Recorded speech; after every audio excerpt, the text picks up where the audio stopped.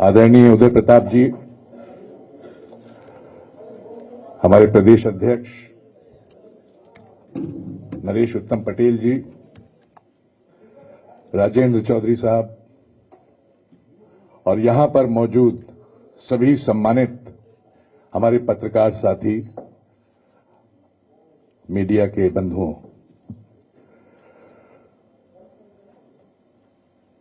वसीम बरेलवी साहब ने एक बहुत खूबसूरत बात कही थी। शुरुआत करने से पहले हम आपको बता दें,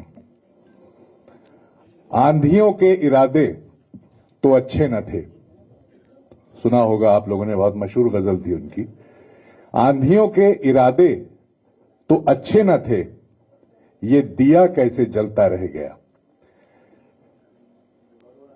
और दिया इसलिए जलता रह गया क्योंकि रोशनी गर खुदा को हो मंजूर, आंधियों में चिराग जलते हैं। देखिए, मालूम है आपको। और यहां आज आप समझ गए होंगे कि चिराग जलने की बात है, तो यहां पर जिस मौजू पे आज बात करने के लिए हम यहां पर मुनक्किद हुए हैं, अच्छी तरह से आप जानते हैं कि आज बात होगी उन लोगों की जिन्होंने अपनी हिम्मत, अपनी हौसले से और अपनी जिंदगी को उम्मीद की किरण, इतने दिन वो लड़ते रहे कुछ लोग। और जो दूसरा पहलू है, वो दूसरा पहलू ये है कि वो लोग जिन्होंने जान बचाई है, और बचपन से सुनते आ रहे हैं हम लोग कि बचाने वाला जो है वो बहुत बड़ा होता है। और इसलिए बड़ा होता है क्योंकि वो ऊपर वाले को भी बहुत पसंद होता है कि इंसान जो है, जो दुनिया हमने बनाई है, ये हमारी अशरफुल मखलूक इंसान, इसको अगर कोई बचाता है तो वो ऊपर वाले को भी बहुत पसंद आता है। तो यहां पर कुछ आज आपके सामने वो लोग मौजूद हैं जिन्होंने सुरंग में रैट होल माइनिंग करके 41 लोगों की जान बचाई। खाली 41 लोगों की जान नहीं बचाई, बल्कि 41 परिवारों को बचाया, 41 घरों को बचाया।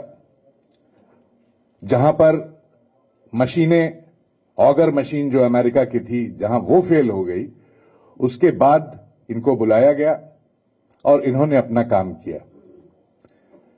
लेकिन तारीफ उन लोगों की भी जो इतने दिन तक नाउम्मीदी ने घेर लिया था उनको, लेकिन फिर भी हिम्मत नहीं हारे। उनको लगा, क्योंकि सुरंग के दूसरे रास्ते से जब रोशनी की एक किरण दिखी उनको, तो वो ये समझ गए कि ये रोशनी की किरण इस सुरंग के उस पार से आ रही है अगर, तो ये हमारी जिंदगी है।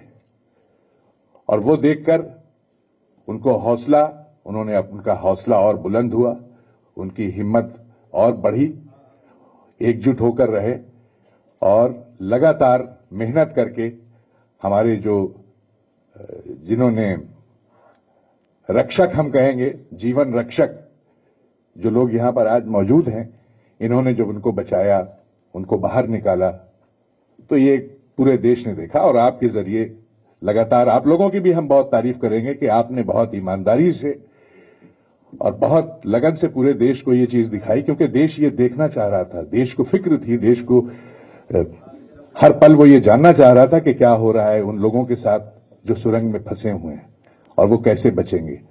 तो क्रेडिट आपको भी जाता है। आज वो लोग मेरे साथ यहां पर मौजूद हैं। हमारे राष्ट्रीय अध्यक्ष आली जनाब अखिलेश यादव जी ऐसे लोगों का हमेशा सम्मान करते हैं। समाजवादी पार्टी ने हमेशा ऐसे लोगों का सम्मान किया जिनकी वजह से प्रदेश को फक्र हुआ, जिनकी वजह से देश को फक्र हुआ, जिनकी वजह से लोगों की जान बची, जिन्होंने नाम किया, चाहे वो किसी भी फील्ड से हो। लगातार उनका सम्मान समाजवादी पार्टी एक ऐसी पार्टी है जो करती आई है, हमेशा करती है। और इसी कड़ी को आगे बढ़ाते हुए आज उनका सम्मान यहां पर उन लोगों का आपके सामने, आपके रूबरू वो आएंगे और उनका सम्मान अंग वस्त्र पहनाकर उनको करेंगे। इससे पहले आदरणीय, मैं नाम बता देता हूं उन लोगों का जो लोग यहां पर हैं। वो आएंगे इधर? हाँ, वो आते रहेंगे। आप जो लोग यहां पर मौजूद हैं, इन माइनर्स ने जो मिशन पूरा किया है काबिले तारीफ है, इसमें कोई दो राय नहीं है। लोगों की जान बचाना बहुत बहुत बड़ी बात है, बहुत सवाब का काम है। दो चीजें होती हैं, इससे पहले कि हम उनको बुलाएं आपको बताएं, एक पॉजिटिव एक नेगेटिव। जो नेगेटिव आदमी होता है वो कहता है कि आंधी आई, तूफान आया, सब खत्म हो गया, सब बिखर गया, सब मिट गया। और जो पॉजिटिव होता है वो कहता है आंधी आई, तूफान आया, इससे हमारी मंजिल के आगे का रास्ता और साफ हो गया। देखने का नजरिया अलग है। तो यहां सब सकारात्मक सोच वाले हैं, जिनकी जान बची वो भी, और जो यहां पर आपके बीच मौजूद हैं ये भी। यहां पर इनका मैं नाम लेने जा रहा हूं। अंकुर कुमार जी, हाँ, अंकुर कुमार जी, मोनू कुमार, आइए आप। नसीम साहब,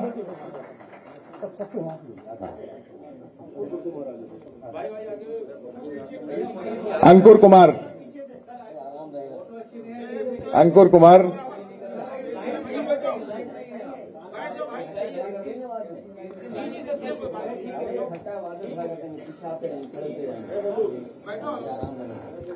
अंकुर कुमार जी का सम्मान कर रहे हैं राष्ट्रीय अध्यक्ष जी अंग वस्त्र पहनाकर।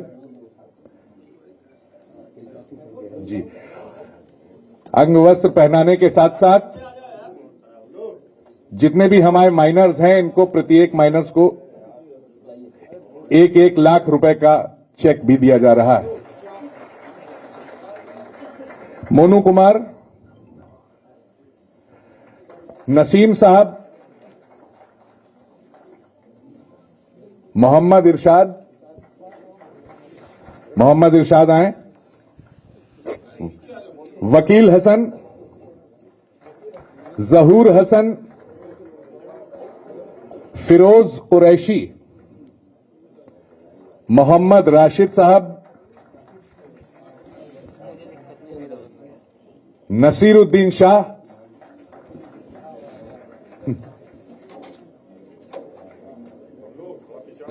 नसीरुद्दीन शाह साहब भी हैं यहां पर। जी जी, आइए। फिरोज कुरैशी, आइए। मोहम्मद राशिद साहब जी, नसरुद्दीन साहब, इरशाद जी, आइए इरशाद। जतिन कश्यप, सौरभ कश्यप जी, मुन्ना जी,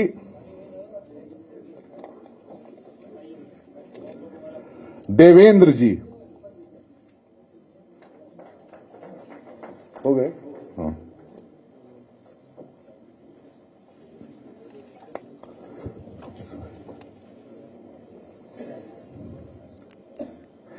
इनके जज्बों को हम सलाम करते हैं। समाजवादी पार्टी इनका सम्मान करती है। बड़ी ही हिम्मत, बड़े ही हौसले के साथ इन लोगों ने अपना काम किया। जो काम अमेरिकन मशीन नहीं कर पाई वो काम इन्होंने कर दिखाया।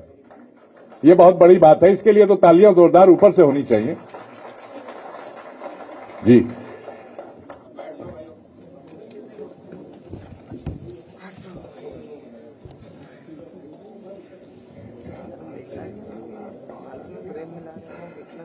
तो टोटल 14 लोग हैं। हाँ, बिल्कुल बिल्कुल बिल्कुल, आइए आइए। 14 लोग हैं।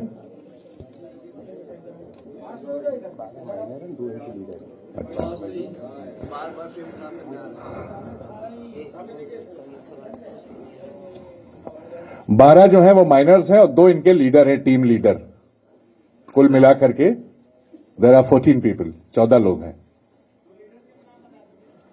लीडर एक है वकील हसन साहब, हाँ वकील हसन साहब, एक कुरैशी साहब, मुन्ना कुरैशी, हाथ उठा दीजिए आप लोग। हाँ,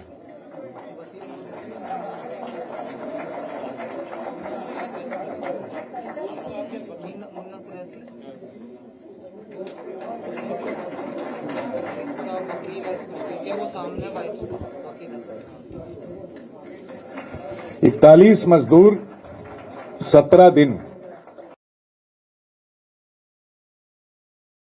इस तरह से लोगों की जान बचाई गई।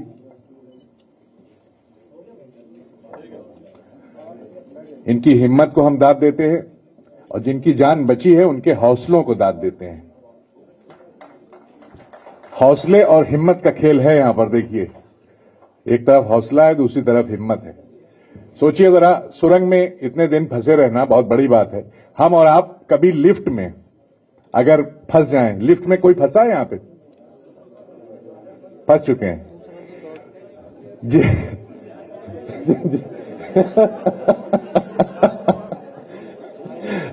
देखिए, लिफ्ट जब रुकती है तो चलिए कोई फॉल्ट हुई या कोई पावर की कोई फॉल्ट हुई कुछ, तो हम लोगों को लगता है थोड़ा सा बड़ी घबराहट होती है। लेकिन हमें मालूम है कि हम उसमें इमरजेंसी बटन दबा देंगे, पुश कर देंगे या कोई अलार्म बजा देंगे तो अभी वो बहुत 10 मिनट, 15 मिनट, 20 मिनट में खुल जाएगी। लेकिन वहां पर उनको मालूम है कि ये अंधेरे में हमको रहना है और अभी हम कैसे बाहर निकलेंगे, ये एक बहुत बड़ी बात है। तो इस जज्बे को यहां पर हम सलाम करते हैं, सैल्यूट करते हैं। और समाजवादी पार्टी, हमारे राष्ट्रीय अध्यक्ष, उनका सम्मान किया, उन लोगों का, उनके हौसलों की, उनकी हिम्मत की। अब आदरणीय अच्छा, इससे पहले के आदरणीय उदय प्रताप जी इन लोगों को आशीर्वाद दें, उससे पहले इनके टीम लीडर से हम चाहते हैं आपको रूबरू कराएं और वो अपनी कुछ बात आपको बताएंगे, कैसे क्या रहा। बाकी आप लोग कुछ पूछना चाहें तो उनसे पूछ सकते हैं। वकील साहब तशरीफ लाएं।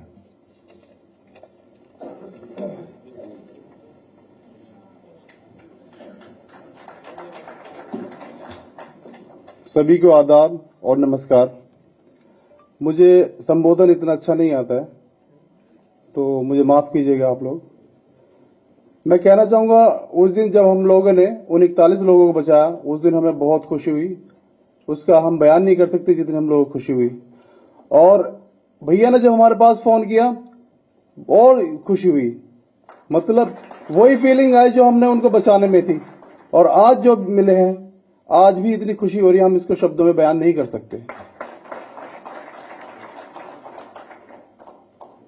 भैया यूपी में बैठे हुए हैं, इन्होंने इतना ध्यान दिया। फोन मतलब मेरा जैसे ही ये बात हुई, एकदम इन्होंने मुझे कॉल किया और एकदम इन्होंने अनाउंस कर दिया जो इनको करना था।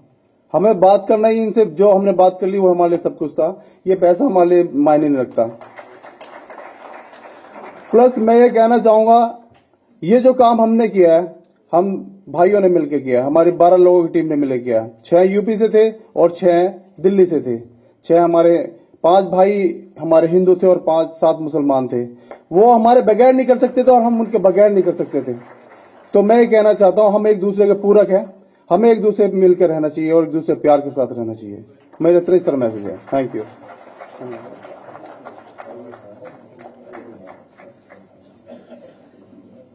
मुन्ना कुरैशी साहब, ये दूसरे टीम लीडर हैं, आइए। सबको जय हिंद। मेरे भाई वकील हसन है जो हमारे पार्टनर हैं और हमें इन्होंने बुलाया, बहुत बहुत मेहरबानी है। बहुत खुशी है हम, क्योंकि हम बचपन से सोचते थे अखिलेश जी से हम भैया से जरूर मिलेंगे, कैसे भी मिले। और हम ये दौलत शोहरत तो साइड में रखी, हमारी दौलत से बड़ी हमारी दौलत हमारे भाई हैं अखिलेश भैया। और हम इसीलिए आए भैया से मिलने, और हमें इतना बड़ा मौका मिला इस बहाने से। ये छोटा सा मौका इस बहाने से मिल गया, हमें इतना बड़ा मौका मिला भैया से मिलने का। नहीं, मैं बहुत खुश हूं आज, बहुत इतना खुश हूं बेतादाद। मेरी जो भारत की जो सरकार है हमारे भारत की। हम वहां पे गए थे देहरादून, उत्तराखंड, काशी में। जब हमारी सरकार जाग रही थी बहुत बेतादाद, क्योंकि 41 लोग निकालने थे, और मैं भी बहुत जागा। मुझे भी लगा भाई मेरे भारत के युवा हैं और उन्हें निकालना बनता है अपना, क्योंकि हम भी देशवासी हैं, हम भी इस देश के वासी हैं। और भाई हमारे जो 145 करोड़ भाइयों में से हमारे 41 भाई फंसे हुए, क्योंकि उनकी जान पे आई तो हमारी जान पे आई, हमारे भारत पे आई तो हम पे आई। हमने वकील भाई से कहा, मैंने चलो निकालेंगे, होगा देखा जाएगा, उनकी जान से हमारी जान थोड़ी ज्यादा है, बराबर है सब। मेरा बेटा भी है 9-10 साल का, बेटी भी 4 साल की है। मैं रात को 12 बजे से लेकर 5 बजे तक जागता रहा। मैंने कब कंपनी बुलाएगी, कब हम जाएंगे उन्हें निकालने। हमें ऐसा जुनून सवार हो गया था, पता नहीं हमारे भारत पे किसने बुरी नजर डाल दी हो। और आज हमारी सरकार सो रही है और हम जागते फिर रहे चारों ओर। बड़ा अफसोस वाली बात है। अच्छा बात भी चाहूंगा।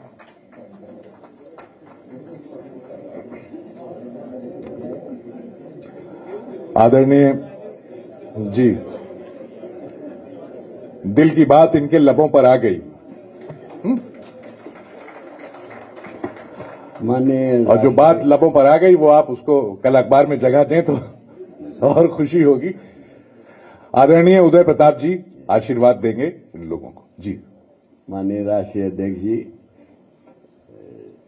हमारे प्रदेश के अध्यक्ष जी राजेंद्र चौधरी जी, और यहाँ उपस्थित सभी पत्रकार बंधुओं और साथियों, और हमारे जो आज के पीछे के जो मेहमान हैं जिनका अभिनंदन किया है, मैं उन सबको बहुत बहुत बधाई देता हूं। और एक बात आपसे कहना चाहता हूं कि अभी जब मैं भाषण सुन रहा था तो जो बात मैं सोचता रहता हूं वही बात उन्होंने कही।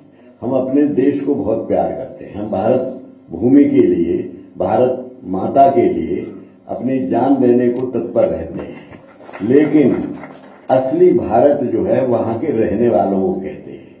ये भारत भूमि पवित्र है, वंदनीय है, ये नक्शा जो है वो पूज्य है, लेकिन असली भारत, सर्वश्रेष्ठ सक्सेना की कविता है कि असली भारत वहां की जनता होती है।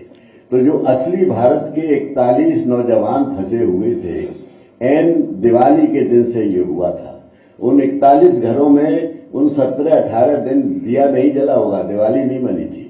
और मैं देख रहा था कि जिस दिन वो निकले गए 17 दिन के बाद इन लोगों के परिश्रम से, तो जब वो पूरा देश में खुशियां हुई और उस दिन असली दिवाली मनाई गई थी, उनके घरों में भी और बाहर भी।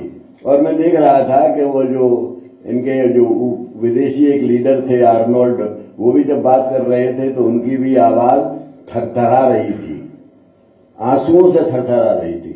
और अभी भी जब ये लोग बात कर रहे थे, इनको इतनी खुशी हुई कि जैसे इन्होंने अपने प्राण बचा लिए हो। ये जो देश की एकता है, इस देश की एकता का मैं अभिनंदन करता हूं। और इसीलिए मैंने एक कविता कभी लिखी थी कि न मेरा है न तेरा है, ये हिंदुस्तान सबका है, नहीं समझी गई ये बात तो नुकसान सबका है।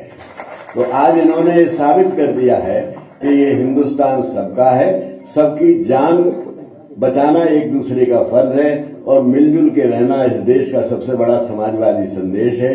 यही बात कहने के लिए आज इनका अभिनंदन किया गया है। मैं उन्हें पुनः एक बार उनको बधाई देता हूं और उन सबको उम्मीद करता हूं कि उनके जीवन में ऐसी खुशी हमेशा चमकती रहे, वो हमेशा ऊंचे काम करते रहे। और मैं राष्ट्रीय अध्यक्ष जी को भी बहुत आभार प्रकट करता हूं कि उन्होंने उनका अभिनंदन किया। जय हिंद।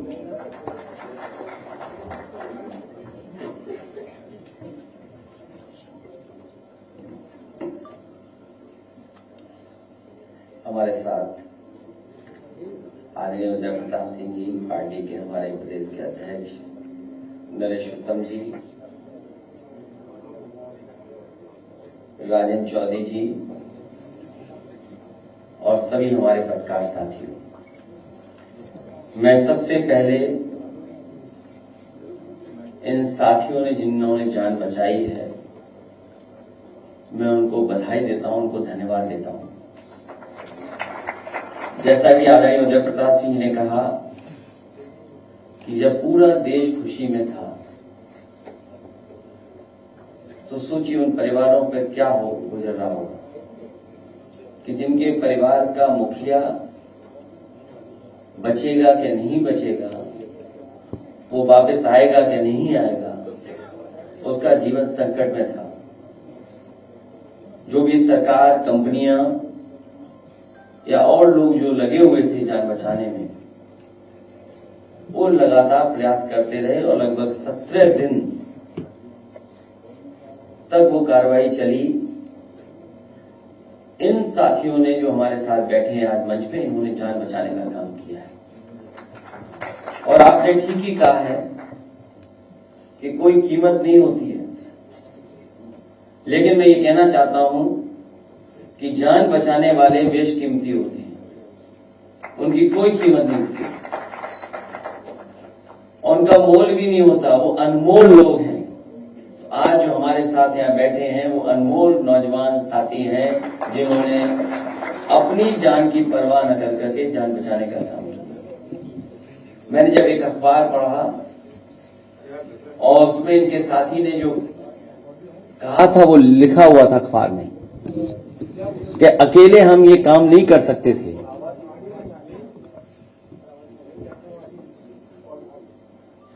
अकेले काम ये हम नहीं कर सकते थे, हम लोगों ने मिलकर के ये काम किया है। और ये संदेश केवल यहां न रहे बल्कि पूरा देश ये समझे कि जब मिलकर के काम होता है तो हम लोग कामयाब होते हैं। हमें खुशी है एक नौजवान जो राजनीति में संबंध नहीं रखता, उसके बाद वो समाज के लिए इतना बड़ा संदेश दे रहा है। मैं इन नौजवानों का धन्यवाद देता हूं, बधाई देता हूं। और सरकार में हम लोग नहीं हैं, लेकिन हम लोगों ने इनका सम्मान किया है। वो मदद कोई बहुत बड़ी मदद नहीं है, लेकिन हम सरकार से जरूर कहेंगे कि सरकार ने जब बचने वालों की मदद की है तो सरकार को आगे आकर के जिन्होंने जान बचाई है उन लोगों की भी मदद करनी चाहिए।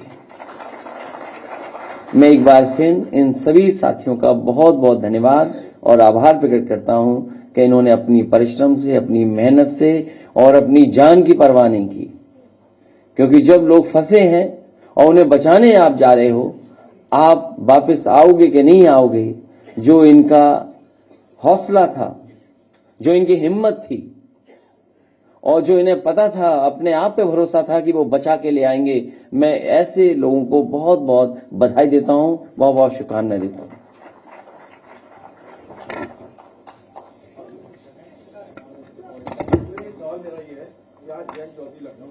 उन्होंने काफी तारीफ करते कहा कि कांग्रेस से चाहिए आपको सम्मान दिया जाए और जनता पार्टी जो होता है। अब सवाल इस बात का उठता है कि सियासत की सुर में फंसे लोगों को आपकी जो निजाम है वो कैसे निकालेंगे? मैं समझ ही नहीं पाया। सवाल मेरा ये है कि आज जयंत चौधरी ने अपनी तारीफ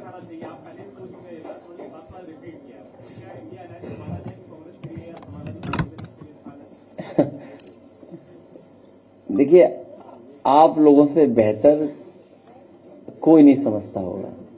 हम कुछ भी कहें, हम कुछ भी छिपाएं, लेकिन आपको पता है चीजें।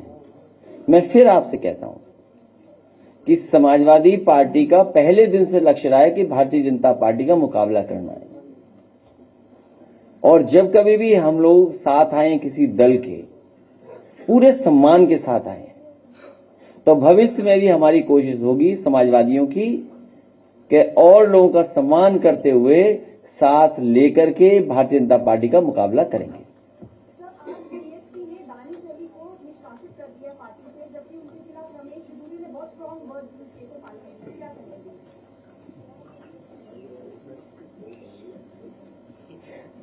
जब मैं प्रेस कॉन्फ्रेंस में आ रहा था तभी वो लेटर सर्कुलेट होने लगा। कहीं ऐसा तो नहीं उनको ये लग रहा हो कि समाजवादी पार्टी में आ रहे हैं वो।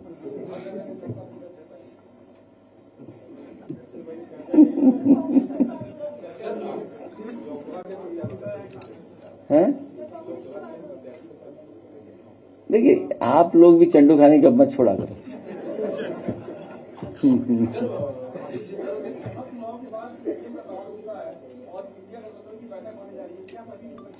देखिए, जो नैरेटिव बनता है वो आप भी जानते हो, वो ताकतवर हैं उसमें नैरेटिव बनाने में। हम कुछ भी बात कहेंगे तो वो बात अपने ढंग से कहेंगे जो उनको सूट करती है। मैंने कई बार कहा कि हम लोग टेक्नोलॉजी को समझते हैं और हम लोग भी टेक्नोलॉजी के साथ ग्रो हुए हैं।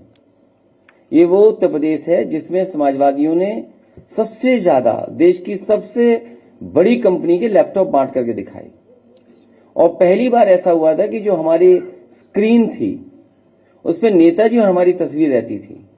जब भी कोई लैपटॉप ऑन करता था तो वो तस्वीर नजर आती थी, वो तस्वीर कोई हटा नहीं सकता था। दूसरा, इस प्रदेश को सबसे बेहतरीन पुलिस को रिस्पांस सिस्टम दिया जो डायल 100 के नाम से जाना गया। आपकी एम्बुलेंस दी डायल 108 102, और न जाने कितने काम हम लोगों ने किए। और आप में पत्रकार साथियों को याद होगा जिस समय बिजली का एक बहुत बड़ा स्क्रीन और जिसको हम लोगों ने शुरू किया था, और कहां कितना पावर जा रही है, कितना फ्लो ऑफ इलेक्ट्रिसिटी है, वो हम यहां बैठ करके देख सकते थे। वो बिजली विभाग का गोमती नगर में कंट्रोल रूम बना था। तो ये बातें मैं इसलिए बता रहा हूं कि टेक्नोलॉजी को हम समझते हैं, और दुनिया का सबसे ताकतवर देश, दुनिया अर्थव्यवस्था के रूप में या हम किसी पैरामीटर पे देखें, उस देश में भी महीनों वोट डाला जाता है। अमेरिका जैसे देश में महीनों वोट डाला जाता है और महीनों काउंटिंग होती है। तो सोचो, हम 140 करोड़ या 24 करोड़ देश के लोगों का भविष्य तय करते हैं सरकार से, और अगर हम 6 करोड़ या 7 करोड़ का बजट मान लें, 35 लाख करोड़ अगर उत्तर प्रदेश है तो 35 लाख करोड़ के लगभग खर्च करने की जिम्मेदारी सरकार को देते हैं। तो आप 3 घंटे में रिजल्ट क्यों चाहते हैं? 2 घंटे में रिजल्ट क्यों चाहते हैं? काउंटिंग 1 महीना क्यों ना हो? इसलिए जो व्यवस्था अगर अमेरिका में है, आज हम अमेरिका के पीछे चल रहे हैं हर चीज में। आप जाइए बाहर, मैकडोनल्ड बर्गर खाना है, पिज्जा हट पे पिज्जा खाना है, कपड़े जीन्स पहननी है, तो कम से कम एक नकल और कर लो बैलेट पेपर की। और दूसरा, जब अमेरिकन मशीन खराब हुई तो बताओ कौन काम आए? यही अनमोल नौजवान जो हमारे पीछे बैठे हैं, यही काम आए। तो इसलिए समाजवादी पार्टी इस पक्ष में है, हम जीते हारें, लेकिन लोकतंत्र पे भरोसा बढ़े। इन मशीनों ने और इन रिजल्टों ने लोगों के बीच में अविश्वास पैदा किया है, और डेमोक्रेसी में ये सबसे खतरनाक बात है कि हम अविश्वास हो जाए किसी चीज पर। ये मशीन विश्वास पैदा नहीं कर रही है।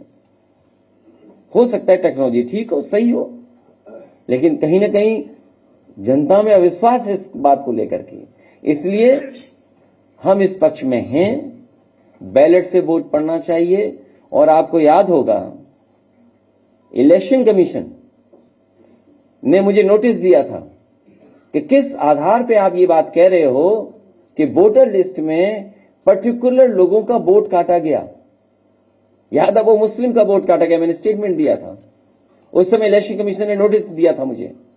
मैंने 18,000 विद एफिडेविट जो वोट काटे गए थे वो इलेक्शन कमीशन को भेजे थे। आज तक इलेक्शन कमीशन ने उन अधिकारियों के खिलाफ कोई कार्रवाई नहीं की। और आज जब मैं आपके पास बैठने आया हूं, इससे पहले कन्नौज से मुझे फोन आया था। हमारे जिला अध्यक्ष ने मुझे जानकारी दी कि वोट बढ़ाने के लिए हम लोग लगातार पिछले दिन से प्रयास कर रहे थे, लेकिन सरकार ने सर्वर डाउन कर दिया, और सर्वर डाउन होने की वजह से सर्वर से वो वोट बढ़ाए नहीं जा सकते थे। जब हंगामा किया, अधिकारियों से मिले, हम लोगों से बातचीत हुई, तो सोचिए 4 घंटे बाद सर्वर चालू किया। तो चीजें तो उनके हाथ में है। 19 लाख से ज्यादा मशीनें गायब हैं ईवीएम। इसलिए बात बढ़ती चली जाएगी। एनवायरमेंट की हम लोग फिक्र करें। एनवायरमेंट को लेकर के बहुत लोगों ने सवाल किए हैं, खासकर उत्तराखंड के विकास को लेकर के। वहां के जितने भी एनवायरमेंटलिस्ट हैं, समय समय पे उन्होंने बातों को रखा है। हमें उम्मीद है कि सरकार इस घटना के बाद जो वहां के एनवायरमेंटलिस्ट हैं या जो वहां के लोग समय समय पे आंदोलन चला रहे हैं उनकी बात सुनेंगी, और EIA जो है इन्वायरमेंट इम्पैक्ट असेसमेंट के तहत जो जो सरकार को काम करना चाहिए उस पर निगरानी जरूर सरकार रखेगी।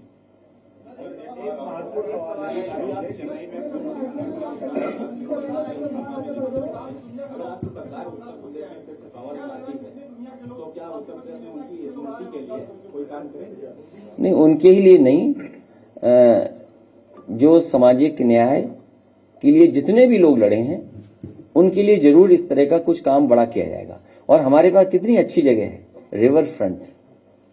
मुख्यमंत्री जी को पता ही नहीं था रिवर फ्रंट क्या होता है, अधिकारियों ने दे दिया, वो पढ़ रहे थे वहां पर। तो रिवर फ्रंट हमारे पास 14 किलोमीटर का है। सभी हमारे महापुरुषों का सम्मान वहां पर होगा। देखिए, कुकरेल नाला अगर आप ही लोग लिखते हो, आप ही में से किसी अखबार ने लिखा था, आपके किसी साथी ने, कि कुकरेल पर रिवर फ्रंट बन रहा है। अरे कुकरेल नाला है कि रिवर है? सरकार ये बताए पहले तो। वो तो नाले पर रिवर फ्रंट बना रहे हैं। अरे जो रिवर फ्रंट बना हुआ है उसको तो चालू कर दो। और देखिए, समय समय पे जब इस्तेमाल करना होता है, कुछ रेंट लेना होता है, कुछ कार्यक्रम करना होता है, तो वहीं जाकर के करते हैं। मुझे याद है गवर्नर साहब ने पेड़ लगाया था, वो रिवर फ्रंट पे लगाया। आज पुस्तक मेला चल रहा है, वो रिवर फ्रंट पे चल रहा है। और जब डिफेंस का वो बहुत बड़ा कार्यक्रम हुआ था जिसमें नेवी और एयरफोर्स ने इसको इस्तेमाल किया था, यहां पर उन्होंने अपना एग्जीबिशन किया था, कार्यक्रम किया था। तो बस इस सरकार को कोई अच्छी चीज पसंद नहीं है। बस कल आपने ट्वीट भी किया था जिसमें बहुआ मुद्रा की केशव प्रसाद मौर्य कह रहे हैं कि सपा को कांग्रेस से दूर रहना चाहिए। और कौन कह रहा है? केशव प्रसाद मौर्य कह रहे हैं कि सपा को कांग्रेस से दूरी बना के रखना चाहिए। तो क्या संभव है 2024 चुनाव में? ये फिल्मों में साइड हीरो बहुत हैं। बहुआ मुद्रा की सदस्यता उनको निष्कासित कर दिया गया है, उसको आपने ट्वीट भी किया। देखिए, ये लोकसभा में जो हुआ वो जो हमने सबने देखा। लेकिन अगर आप कहो तो हम कन्नौज के एक बहुत माननीय सांसद जी की भाषा का वीडियो चलवा सकते हैं। उन्होंने पुलिस को क्या क्या कहा था वो सबको पता है। उनकी सस्ता नहीं गई। गौतम चला दिए प्ले कर दीजिए अगर कोई बुरा ना माने तो। अवस्थी जी, ये समुद्र श्रीवास्तव को कोई एक आदमी उठा के ले गया है या उन्नाव की पुलिस अभी हाकिम सिंह को दरोगा है इसको उठवाया है जी, तुरंत रोकते उसको नहीं। हम 2 मिनट में केवल वहीं पहुंच रहे हैं चौकी के ऊपर बने। अवस्थी जी समझ रहे हैं, रोकिए वरना अगर हम पहुंच गए तो जूतों से मारेंगे। ये सुर है बीजेपी सांसद सुब्रत पाठक की। पाठक जी आजकल चर्चाओं में हैं। वायरल ऑडियो में आप सुब्रत पाठक और कोतवाल अजय अवस्थी को सुन रहे थे। हालांकि इस वीडियो की पुष्टि न्यूज 24 नहीं कर रहा है, लेकिन ये वीडियो जम के वायरल हो रहा है। अब हुआ क्या है कि 2 जून का ये मामला है। पुलिस वालों की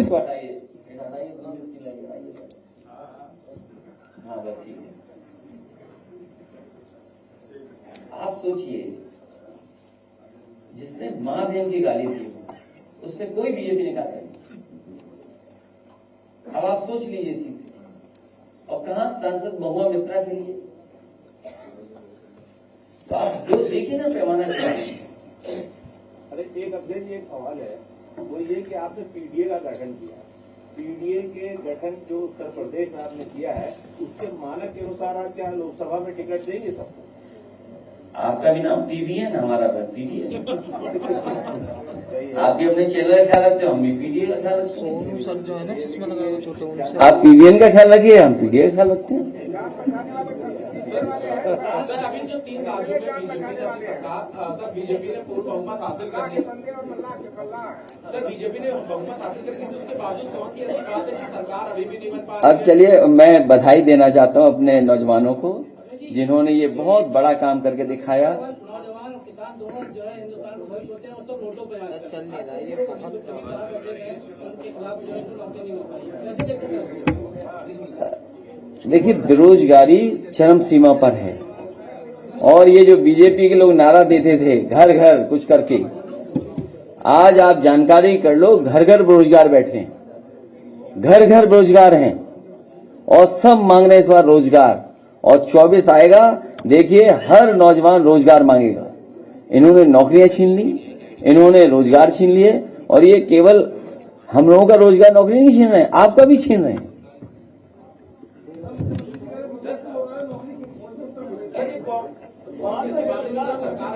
आप मानते हो उनकी बात? वो 46 में 56 है, याद है 46 में 56? आज तक सूची नहीं जारी की उन्होंने। अगले जी 5 राज्यों में नतीजे आए हैं, क्या कांग्रेस अभी बड़े भाई की भूमिका में है? क्यों ऐसे सवाल पूछते तुम? हम लोग काम करने दो। अरे सर, बहुमत मिल गया, सरकार भी बन जाएगी, क्यों आप टेंशन में हो? चलाइए चैनल में जब तक, तो अच्छा है ना, तब तक कुछ कुछ न्यूज चलती रहेगी। अरे ये जब बहुमत आ गया और परिणाम आ गया, अब सरकार बनने में बन जाएगी सरकार। सवाल वो नहीं है, सवाल ये कि सरकार कैसी चलेगी। यहाँ कितना वादा किया, आय दोगुनी हो जाएगी किसानों की, क्या आय दोगुनी होगी किसानों की? महंगाई कम हो जाएगी क्या? सिलेंडर वहां तो सस्ता कर दिया, मतलब यूपी में सस्ता क्यों नहीं कर रहे हैं? अभी चुनाव आएगा, सीधा अकाउंट में पैसा पहुंचा देंगे किसी बात को लेकर के।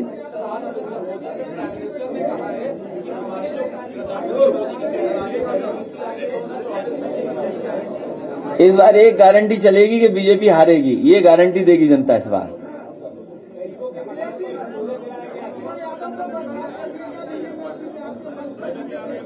अब उनका रास्ता खुल गया है, वो जो चाहे सो करें।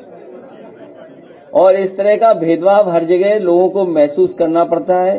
कोई कितने बड़े भी पद पे रहे, उसको कभी न कभी अपमानित होना पड़ता है। ये समाज में अपमानित होना पड़ रहा है, इसकी लड़ाई लड़ते रहना पड़ेगा। ये लंबी लड़ाई है, और अगर वो उनकी नौकरी गई है तो आपको तो पढ़े लिखे नौजवान दिखाई दे रहे हो, आप देखिए पीडीए कहीं है ही नहीं, वाइस चांसलर अपॉइंटमेंट कहीं पीडीए नहीं, प्रोफेसर असिस्टेंट प्रोफेसर कहीं पीडीए नहीं, कहीं डॉक्टर नहीं, कहीं नौकरी में पीडीए नहीं। तो सोचिए आप।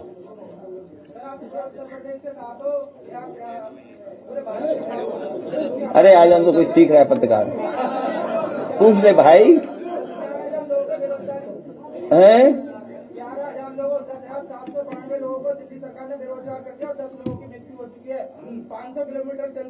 कहां पर है? लाओ इसका ज्ञापन ले लो भाई, आ जाओ ज्ञापन लेने दो, इसका ज्ञापन लेने दो।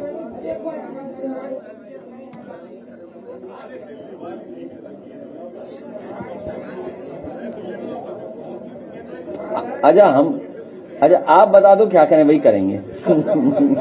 अच्छा आप बता दो, वही करेंगे, जो कह दोगे वो मान लेंगे आपकी बात हैं। अच्छा वैसे अगर उन्हें जिता के फिर 5 साल के लिए बैठा दें, ये कोई बात हुई? नहीं, ऐसा कुछ नहीं। हमने ये कहा कि अमेरिका जब इतना ताकतवर देश है, जब वहां पर बैलेट को लेकर के वोट पड़ते हैं, तो कम से कम, और आपको मैं याद दिला रहा हूं, और मैं आप कह रहा हूं आपसे, जनता एक दिन खुद सड़क पर आएगी, देखिएगा, ईवीएम से हटाने के लिए। तो आप सुझाव दीजिए ना, क्या करें बताइए, वही करेंगे।